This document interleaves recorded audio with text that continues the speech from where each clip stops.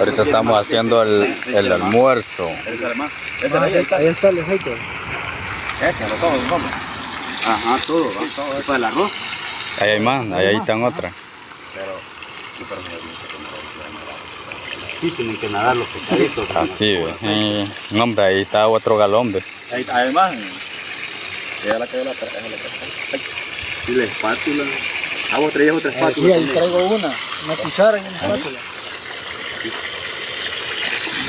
Vamos a ver cómo lo preparan aquí.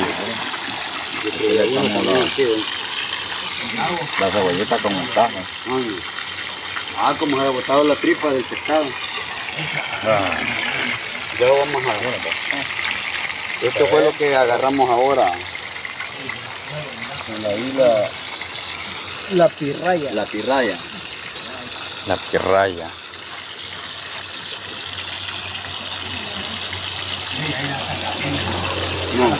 No, ya la vamos a tirar. No le hemos traído, ¿o sí? Sí, allá está en el cumbo. Allá está. Ah, Y esto lo vamos a combinar con arroz. Con arroz frito. Frito. aquí vaya echándolo para mientras, mire.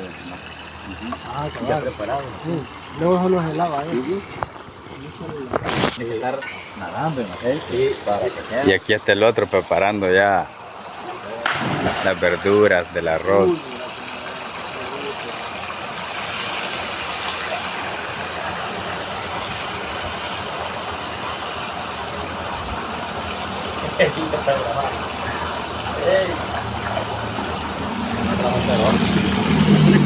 Pues lo traemos la olla.